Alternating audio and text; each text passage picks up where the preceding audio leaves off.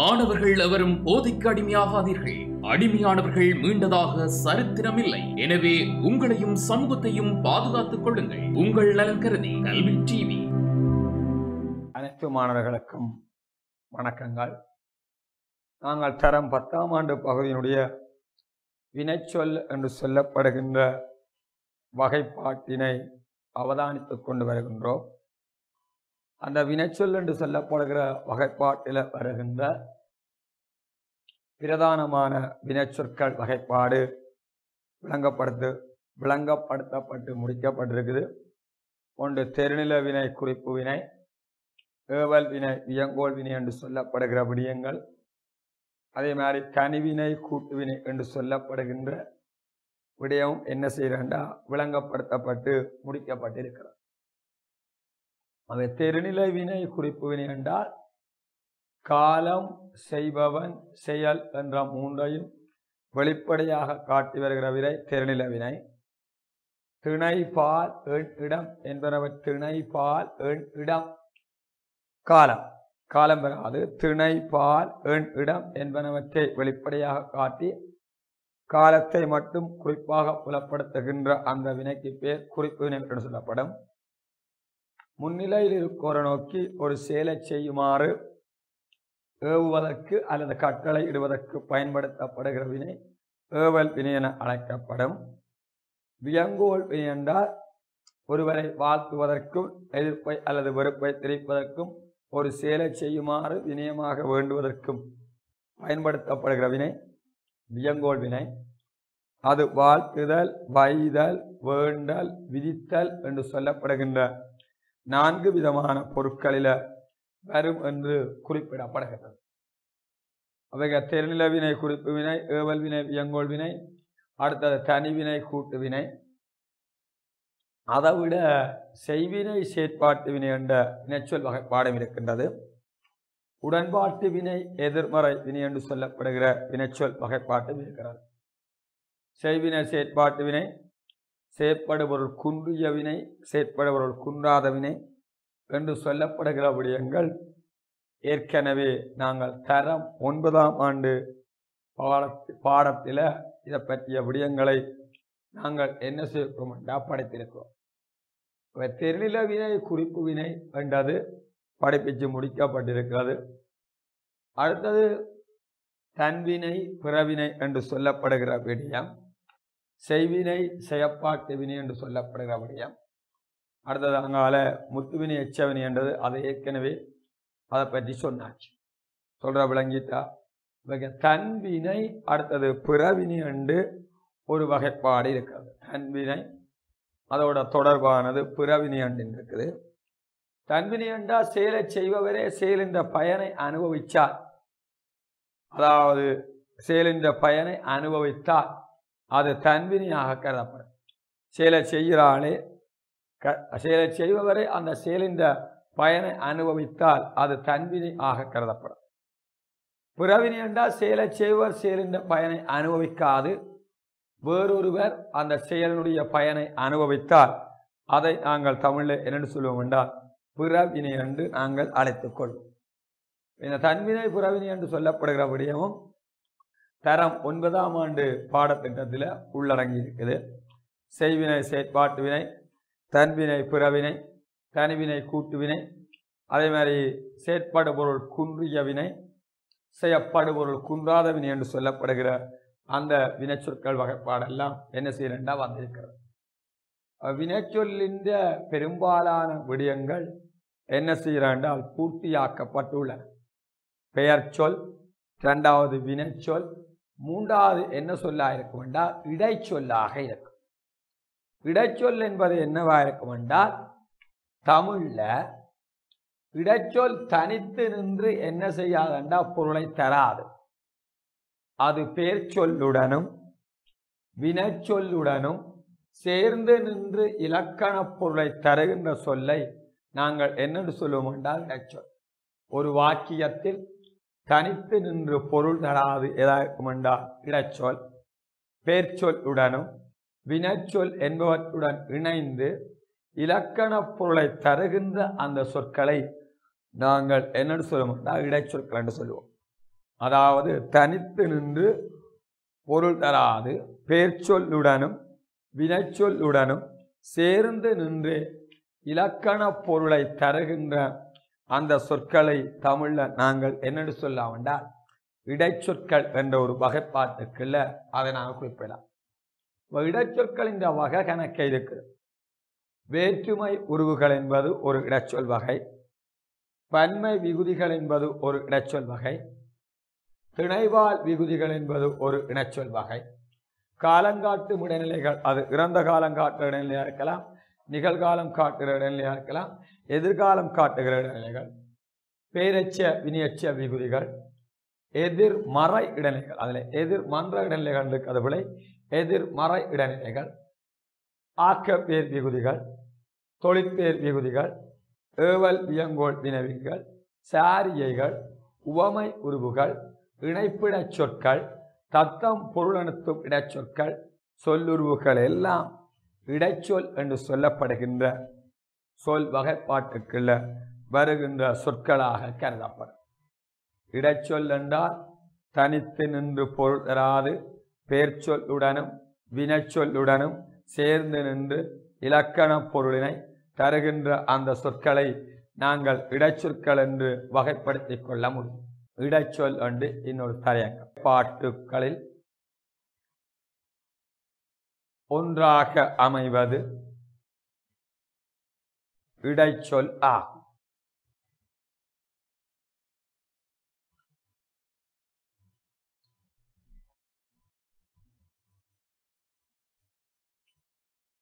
இடைச்சொல் ஆனது தனித்து நின்று பொருளினை தராது. பெயர்ச்சொல் உடனும் வினைச்சொல் உடனும் சேர்ந்து நின்றே இலக்கண பொருளை தருகின்ற சொல் இடைச்சொல் என அழைக்கப்படும்.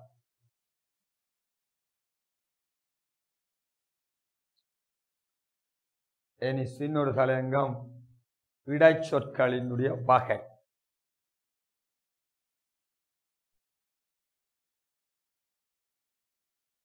தமிழ் மொழியில் இடைச்சொற்களை பல வகையாக பாகுபடுத்த முடியும்.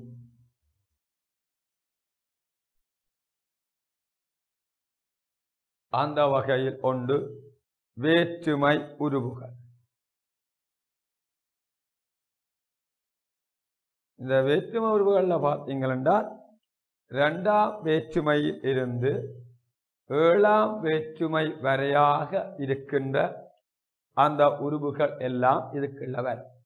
ஐ வரும், ஆல் ஆன் ஒடு ஓடு வரும், கூ என்றது வரும், இல்லின் என்பது வரும், அது என்பது வரும், கண் கம உள் கம இல் கம இடம் முதலான 28 உருவுகள் ஏழாம் வேற்றுமை உருவுகளாக அமைகிறது.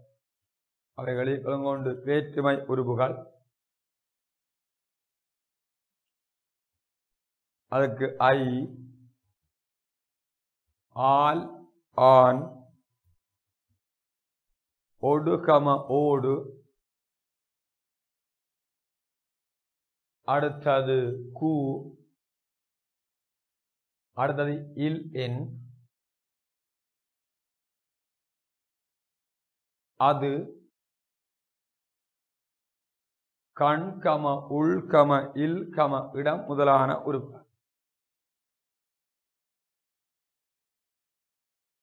இரண்டாவது பன்மை விகுதிகள்.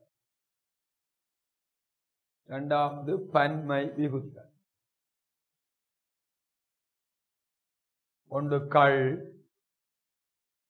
அடுத்தது மார் என்பது ஒரு பன்மை விகுதி, அடுத்தது ஓ படித்தோ,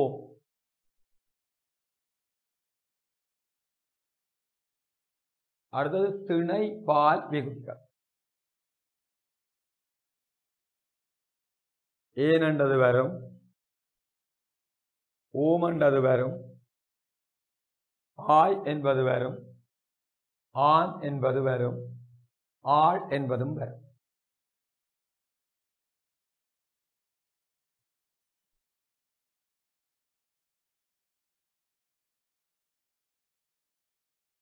அடுத்தது காலம் காட்டும் இடைநிலைகள்.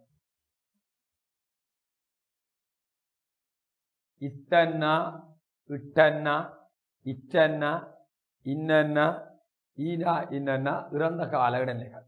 இத்தன்னா, இட்டன்னா, இச்சன்னா, இன்னன்னா, ஈனா, இன்னன்னா, ஈனா இவ்வளவு இறந்த காலம் காட்டும் இடைநிலைகள்.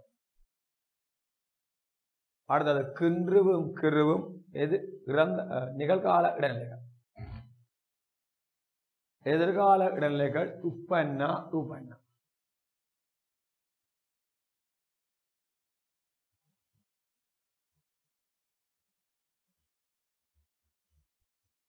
அடுத்தது பேரெச்ச வினியச்ச விகுதிகள். ஈனா வரும், ஊனா வரும், ஈனா,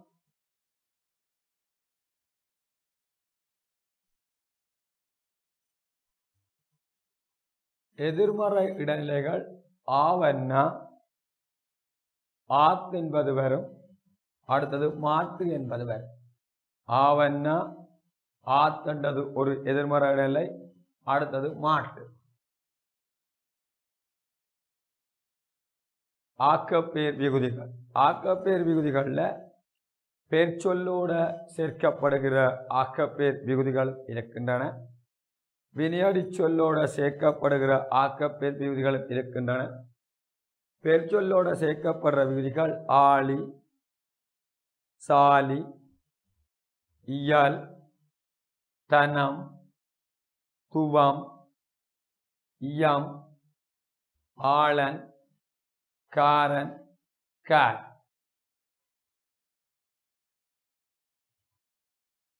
வினையடி சொல்லோட சீனா, பூனா, பீனா, உப்பன்னா, பூனா, அம், மதி, இக்கை, இச்சல் என்று அதுவும் ஆக்கப்பேர் விகுதிகள் கணக்க இருக்கு. தொழிற்பேர் விகுதிகள் தல், இத்தல், அல். இந்த மூன்றை நாங்கள் என்ன சொல்றோம்னா தொழிற்பேர் விகுதிகள். தல், கம, இத்தல், கம, அல் இவ்வளத்தையும் சொல்லுவோம் தொழிற்பேர் விகுதிகள். அடுத்தது ஏவல் வியங்கோல் விகுதி விகுதிகள். ஒன்று உங்கள், அடுத்தது கா, கம, இய, கம, இயர், கம, அட்டு. சாரியைகள்ல பார்த்தீங்கன்னா அத்துச்சாரியை, அற்றிச்சாரியை, அம்சாரியை, அன்சாரியை. உவமை உருவுகள் போன்ற, போல, உதய, ஒப்ப, அன்ன என்று அது கணக்க வரும். இணைப்பிட சொற்கள் அல்லது, ஆகவே, ஆனாலும், ஏனெனில் என்று வரும். தத்தம் பொருளுணர்த்தும் இடச்சொற்கள் ஏகார இடச்சொற்கள், ஓகார இடச்சொற்கள். சொல்லுருவுகள்ல ஒன்று மூன்றாம் வேற்றுமை சொல்லுருவு கொண்டு, உடன். நாலாம் வேற்றுமை சொல்லுருவு பொருட்டு, ஆக, நிமித்தம். அஞ்சாம் வேற்றுமை சொல்லுருவு இடம், இருந்து. ஆறாம் வேற்றுமை சொல்லுருவு உடைய. இவ்வளவு என்னவாயிருக்கும் என்றால் இடைச்சொற்கள் என்று சொல்லப்படுகின்ற ஒரு வகைப்பாடு. தனித்து நின்று பொருள் தராது பேர்ச்சொல்லுடனும் வினைச்சொல்லுடனும் சேர்ந்து நின்று இலக்கண பொருளினை தருகின்ற அந்த சொல்லை நாங்கள் என்னென்று சொல்ல வேண்டாம் இடைச்சொற்கள் என்று தமிழ்ல வகைப்படுத்தி கொள்ள முடியும். தமிழ்ல இடைச்சொற்கள் பல்வேறுபட்ட வகையில காணப்படுகின்றன. அடுத்தது சொல்வகைப்பாட்டின் இறுதி சொல் என்னவாயிருக்கொண்டால் உதிச்சொல் என்று சொல்லப்படுகிறது. இந்த உதிச்சொல்லும் என்னவா இருக்கணும் ஞாபகப்படுத்துங்கோ. இடைச்சொல் போல பெயர் உடனோ அல்லது பெயர் சொல்லுடனோ அல்லது வினைச்சொல்லுடனோ சேர்ந்து வந்து பொருளை தருகின்ற சொல்ல நாங்கள் என்னென்று சொல்லுவோம் என்றால் இடைச்சொல் என்று சொல்லுவோம். இந்த இடைச்சொல்லை நாங்கள் இரண்டு வகைப்படுத்தலாம். ஒன்று மிகுதி பொருளை உணர்த்தும் குறிக்கின்ற உரிச்சொல், அதுக்கு சால, உரு, தவ, நனி, களி, கூர் என்று சொல்லப்படுகிறது. சால, உரு, தவ, நனி, களி, கூர் என்று சொல்லப்படுகிறது. அடுத்தது பல பொருளை உணர்த்தி நிற்கும் உரிச்சொல்லில் கடி என்றது பலவிதமான பொருளை உணர்த்தி நிற்கின்ற ஒரு உரிச்சொல்லாக தற்கால மொழியியல் அறிஞர்கள் குறிப்பிடுகிறார்கள். கடி என்பது கடிநகர் என்பதில் காவல் என்ற அர்த்தத்தை குறிக்குது. கடிவேல் என்பதில் கூர்மை என்ற அர்த்தத்தை குறிக்குது. கடிமாலை என்பதில் வாசனை என்றதை குறிக்குது. கடி நகர் என்று சொல்லிக்க பாதுகாவல் ஆன காவல் என்ற அர்த்தத்தை குறிக்குது. கடிவேல் என்று சொல்லிக்க கூர்மை என்ற அர்த்தத்தை குறிக்குது. கடிமாலை என்று சொல்லிக்க வாசனை என்ற அர்த்தத்தை குறிக்குது. அவை அதாவது உரிச்சொல்லும் பேர்ச்சொல்லுடனும் வினைச்சொல்லுடனும் சேர்ந்து நின்று ஒரு விதமான பொருளை தருகின்ற சொல்லை நாங்கள் என்ன சொல்லுவோம், உரிச்சொல் என்று அழைக்க முடியும். அந்த வகையில் உரிச்சொல் ரெண்டு வகைப்படும். ஒன்று மிகுதி பொருளை குறிக்கின்ற உரிச்சொல், அதுக்கு சால, உரு, தவ, நனி, களி, கூர். பல பொருளை உணர்த்தி நிற்கும் சொல்ல கடி என்றது பலவிதமான பொருளை உணர்த்தி நிற்கின்ற ஒரு உரிச்சொல்லாக குறிப்பிடப்படுகிறது. எழுதுங்க, உரிச்சொல் என்று சின்னொரு தலையங்கம். இடைச்சொல்லினை போல பெயர் சொல் உடனோ அல்லது வினைச்சொல் உடனோ சேர்ந்து நின்று இலக்கண பொருளினை தருகின்ற சொல் இடைச்சொல் ஆக கருதப்படும்.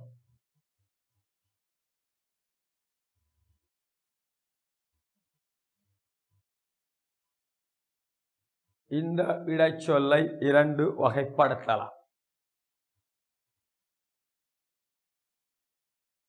ஒன்று மிகுதி பொருளை குறிக்கும் உரிச்சொல்.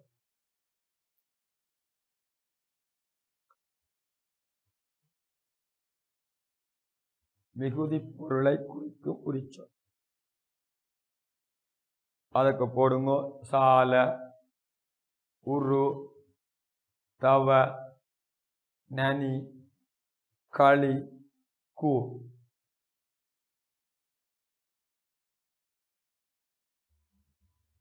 இரண்டாவது பல பொருளை உணர்த்தி நிற்கும் உரிச்சொல்.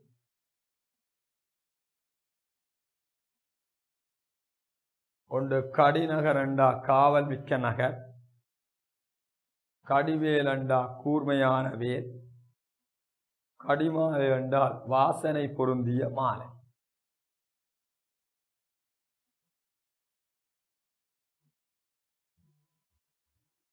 பத்தாம் ஆண்டினுடைய பிரதானமான ஒரு விடயம் படிப்பிக்கப்பட்டு முடிக்கப்பட்டிருக்குது.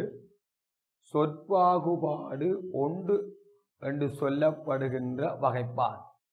சொற்பாகுபாடு ஒன்று என்று சொல்லப்படுகின்ற ஒரு பிரதானமான வகைப்பாடு படிப்பிக்கப்பட்டு முடிக்கப்பட்டிருக்குது. பெயர் சொல், அடுத்தது வினைச்சொல், மூன்றாவது இடைச்சொல், நாலாவது உரிச்சொல் என்று சொல்லப்படுகின்ற 4 விதமான சொல் வகைப்பாடுகளும் அதில் வருகின்ற சில உட்பிரிவுகளையும் அதில் என்னென்ன சொல்லண்டு விளங்கி அந்த சொல்லுக்குள்ள வர சில வகைப்பாடுகளும் என்ன செய்யப்பட்டா தரப்பட்டு உள்ளது. பேர்ச்சொல் என்றா என்ன, வினைச்சொல் என்றா என்ன, பிற பேர்ச்சொற்களினுடைய வகைப்பாடு, வினைச்சொற்களினுடைய வகைப்பாடு, இடைச்சொல் என்றா என்ன, இடைச்சொற்களினுடைய வகைப்பாடு, உரிச்சொல் என்றா என்ன, அந்த உரிச்சொற்களினுடைய வகைப்பாடு எல்லாமே என்ன செய்யறா விளங்கப்படுத்தப்பட்டு முடிக்கப்பட்டுள்ளது. இது ஒரு பிரதானமான என்னவா இருக்கும் என்றால் இலக்கண பகுதியாக என்ன செய்யும் என்றால் காணப்படும். பேர்ச்சொல் என்றா என்னவா இருக்கும் என்றால் ஒரு பொருளினுடைய பெயரினை குறித்து வருகின்ற சொல் பேர்ச்சொல். வினைச்சொல் என்றால் செயலினை உணர்த்தி காலத்தை காட்டி வருகின்ற சொல் வினைச்சொல். இடைச்சொல் என்றால் என்னத்தை குறிக்கிறா? பேர்ச்சொல் போல பேர்ச்சொல் போலோ தனித்து நின்று பொருளை உணர்த்தாது பேர்ச்சொல்லுடனும் வினைச்சொல்லுடனும் சேர்ந்து வந்து இலக்கண பொருளை தருகின்ற சொல் இடைச்சொல்லாக இருக்கும். அடுத்தது உரிச்சொல் என்று சொல்லப்படுகிறது. என்னவா இருக்கும் என்றால், அதாவது பேர்ச்சொல்லுடையும் வினைச்சொல்லுடையதும் அதோடு சேர்ந்து மிகுதியான ஒரு பொருளை தருகின்ற சொல்லை நாங்கள் உரிச்சொல் என்று வகைப்படுத்திக் கொள்ளலாம். அப்ப அந்த உரிச்சொல்ல மிகுதி பொருளை குறிக்கின்ற உரிச்சொல் என்று வருகிறது. பல பொருளை உணர்த்தி நிற்கின்ற உரிச்சொல் என்று அந்த உரிச்சொல்லினுடைய வகைப்பாட்டிலையும் 2 விதமான வகைப்பாடு வருகிறது என்பதை ஞாபகப்படுத்திக் கொள்ளுதல் வேண்டும். இனி நாங்கள் படிக்க வேண்டிய விடயம் என்னவா இருக்கும் என்றால், இது ஒரு செகண்ட் பார்ட்டில் ஓயல் என்ற பகுதி 2ல் வார ஒரு விடயம்தான் என்னவா இருக்கும் என்றால், இந்த நேர்முக வர்ணனை என்று சொல்லப்படுகிற ஒன்று. சொல்ற விளங்கிட்டா? இந்த நேர்முக வர்ணனை என்பது பெரிய கேள்விகள் அல்ல, சின்ன கேள்விகள்லாம் வரும். செகண்ட் பார்ட்டில் குருவினாவை அடிப்படையாக கொண்டு வரக்கூடிய பகுதியில் வர்ற கேள்வி தான் இந்த நேர்முக வர்ணனை. நேர்முக வர்ணனை என்றால் இன்றைய பார்த்தீங்கன்னா, இன்றைய காலத்தில் தொலைத்தொடர்பு சாதனங்களின் அதீத வளர்ச்சியின் காரணத்தால என்ன செய்யறா, ஒரு நிகழ்ச்சி ஒன்று நடக்குதுண்டா, அந்த நிகழ்ச்சியை என்ன செய்யறா, அதாவது வானொலியிலோ அல்லது தொலைக்காட்சியிலோ என்ன செய்யறா, அதை கேட்கிறார்கள். அதாவது எந்த விதமான சலிப்புமின்றி அதை கேட்க வேண்டும் என்பதற்காக நிகழ்ச்சிகளை நேர்முக வர்ணனை செய்கிற தன்மை காணப்படுகின்றது. அதாவது ஒரு கோயிலில் திருவிழா, தேர் திருவிழா ஒன்று நடைபெறுகின்றது, அல்லது ஒரு கிரிக்கெட் போட்டி ஒன்று நடைபெறுகின்றது, அல்லது ஒரு விளையாட்டு மெய்வல்லுனர் போட்டி ஒன்று நடக்கின்ற பொழுது அந்த நிகழ்ச்சியை என்ன செய்யறா, நேர்முக வர்ணனை செய்கின்ற தன்மையை இன்றைய காலத்தில் ஒரு தனித்துறையாக இந்த நேர்முக வர்ணனை என்று சொல்லப்படுகிற துறை அதீத வளர்ச்சியை அடைந்துள்ளது. அந்த நேர்முக வர்ணனையாளருக்கு என்றால், அந்த வர்ணனையாளன் ஒருவருக்கு தான் செய்கின்ற அந்த நிகழ்ச்சி பற்றிய ஒரு முன்னறிவு ஒன்று கட்டாயம் என்ன செய்யணும் என்றால் காணப்பட வேண்டும். அது கட்டாயம் என்ன செய்யணும்னா, தான் செய்கிற நிகழ்ச்சி பற்றிய விடயம் அவருக்கு என்ன செய்யணும்னா கட்டாயம் தெரிந்திருக்க வேண்டும். பார்த்தீங்கன்னா, இன்றைய தொடர்பாடல் யுகத்தில் நேர்முக வர்ணனை என்பது சிறப்பாக இடம்பெறுகிறது. விளையாட்டு போட்டிகள், மெய்வல்லுனர் போட்டிகள், விழாக்கள் தொடர்பான பல நேர்முக வர்ணனைகளை நீங்கள் இடைச்சொல் என்றால் என்னத்தை குறிக்கிறா, பேர்ச்சொல் போலோ தனித்து நின்று பொருளை உணர்த்தாது பேர்ச்சொல்லுடனும் வினைச்சொல்லுடனும் சேர்ந்து வந்து இலக்கண பொருளை தருகின்ற சொல் இடைச்சொல்லாக இருக்கும். அடுத்தது உரிச்சொல் என்று சொல்லப்படுகிறது. என்னவா இருக்கும் என்றால், அதாவது பேர்ச்சொல்லுடையும் வினைச்சொல்லுடையதும் அதோடு சேர்ந்து மிகுதியான ஒரு பொருளை தருகின்ற சொல்லை நாங்கள் உரிச்சொல் என்று வகைப்படுத்திக் கொள்ளலாம். அப்ப அந்த உரிச்சொல்ல மிகுதி பொருளை குறிக்கின்ற உரிச்சொல் என்று வருகிறது. பல பொருளை உணர்த்தி நிற்கின்ற உரிச்சொல் என்று அந்த உரிச்சொல்லினுடைய வகைப்பாட்டிலையும் 2 விதமான வகைப்பாடு வருகிறது என்பதை ஞாபகப்படுத்திக் கொள்ளுதல் வேண்டும். இனி நாங்கள் படிக்க வேண்டிய விடயம் என்னவா இருக்கும் என்றால், இது ஒரு செகண்ட் பார்ட்டில் ஓயல் என்ற பகுதி 2ல் வார ஒரு விடயம்தான் என்னவா இருக்கும் என்றால், இந்த நேர்முக வர்ணனை என்று சொல்லப்படுகிற ஒன்று. சொல்ற விளங்கிட்டா? இந்த நேர்முக வர்ணனை என்பது பெரிய கேள்விகள் அல்ல, சின்ன கேள்விகள்லாம் வரும். செகண்ட் பார்ட்டில் குருவினாவை அடிப்படையாக கொண்டு வரக்கூடிய பகுதியில் வர்ற கேள்வி தான் இந்த நேர்முக வர்ணனை. நேர்முக வர்ணனை என்றால் இன்றைய பார்த்தீங்கன்னா, இன்றைய காலத்தில் தொலைத்தொடர்பு சாதனங்களின் அதீத வளர்ச்சியின் காரணத்தால என்ன செய்யறா, ஒரு நிகழ்ச்சி ஒன்று நடக்குதுண்டா, அந்த நிகழ்ச்சியை என்ன செய்யறா, அதாவது வானொலியிலோ அல்லது தொலைக்காட்சியிலோ என்ன செய்கிறாண்டால் அதை கேட்கிறார்கள். அதாவது எந்த விதமான சலிப்புமின்றி அதை கேட்க வேண்டும் என்பதற்காக நிகழ்ச்சிகளை நேர்முக வர்ணனை செய்கிற தன்மை காணப்படுகின்றது. அதாவது ஒரு கோயிலில் திருவிழா, தேர் திருவிழா ஒன்று நடைபெறுகின்றது, அல்லது ஒரு கிரிக்கெட் போட்டி ஒன்று நடைபெறுகின்றது, அல்லது ஒரு விளையாட்டு இல்ல மெய்வல்லுனர் போட்டி ஒன்று நடக்கின்ற பொழுது அந்த நிகழ்ச்சியை என்ன செய்கிறண்டா நேர்முக வர்ணனை செய்கின்ற தன்மையை இன்றைய காலத்தில் ஒரு தனித்துறையாக இந்த நேர்முக வர்ணனை என்று சொல்லப்படுகிற துறை அதீத வளர்ச்சியை அடைந்துள்ளார். அந்த நேர்முக வர்ணனையாளருக்கு என்றால் அந்த வர்ணனையாளன் ஒருவருக்கு தான் செய்கின்ற அந்த நிகழ்ச்சி பற்றிய ஒரு முன்னறிவு ஒன்று கட்டாயம் என்ன செய்யணும் என்றால் காணப்பட வேண்டும். அது கட்டாயம் என்ன செய்யண்டால் தான் செய்கிற நிகழ்ச்சி பற்றிய விடயம் அவருக்கு என்ன செய்யண்டால் கட்டாயம் தெரிந்திருக்க வேண்டும். பார்த்தீங்கன்னா இன்றைய தொடர்பாடல் யுகத்தில் நேர்முக வர்ணனை என்பது சிறப்பாக இடம்பெறுகிறது. விளையாட்டு போட்டிகள், இல்லமை வல்லுநர் போட்டிகள், விழாக்கள் தொடர்பான பல நேர்முக வர்ணனைகளை நீங்கள் தொலைக்காட்சியிலோ வானொலியிலோ பார்த்தும் கேட்டும் இருப்பீர்கள். இன்றைய உலக விளையாட்டு போட்டிகள் தொடர்பான வர்ணனைகளும் சிறப்பிடம் பெற்று வருகின்றன. இன்று நேர்முக வர்ணனை என்பது தொழில் வழங்கும் ஒரு தனித்துறையாக விளங்குகிறது. அவை என்னென்னா ஒரு நேர்முக வர்ணனை செய்கின்ற ஒருவனுக்கு அந்த வர்ணனையாளனுக்கு சில விதமான அடிப்படை பண்புகள் இருக்க வேண்டும். சரளமாக பேசும் திறன் இருக்க வேண்டும். அவர் வார்த்தைகளை தேடி தேடி பேசுவராக இருத்தல் கூடாது.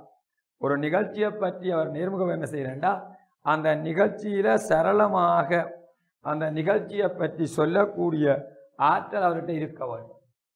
பேசும் பொழுது தெளிவான உச்சரிப்பும் பொருத்தமான தொனி வேறுபாடுகளுடன் பேசும் திறனும் வர்ணனைக்கு அவசியம். அதாவது அவற்றை பேச்சும்போது தெளிவான பேச்சு இருக்க வேண்டும். தொனி வேறுபாடுகளுடன் அவர் சொல்லக்கூடிய ஆற்றல் இருக்க வேண்டும்.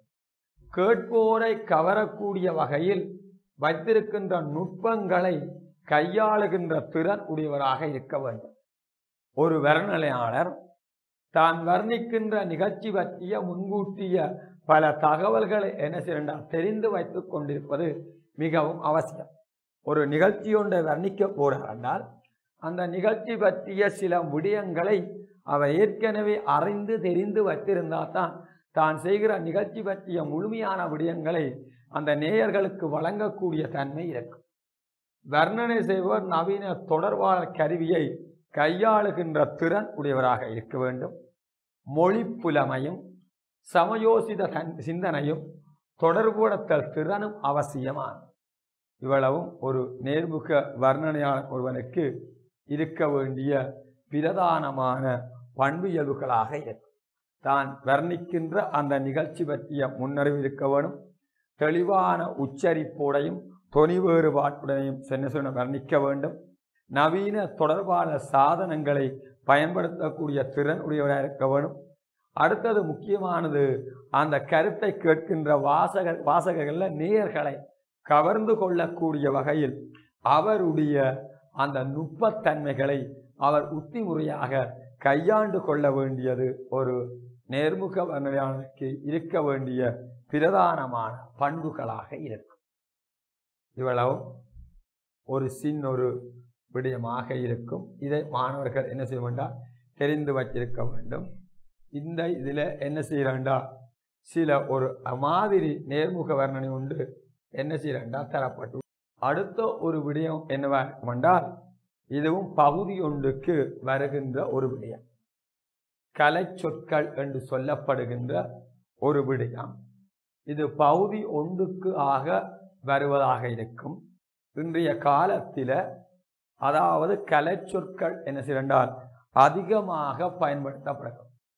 கலை சொற்கள் என்ன செய்யறால் இன்றைய காலத்தில் அதிகமாக பயன்படுத்தப்படுகிறது. இந்த கலை சொற்கள் பற்றிய விடயத்தை அடுத்த வகுப்பு நாங்கள் அவதானித்துக் கொள்வோம்.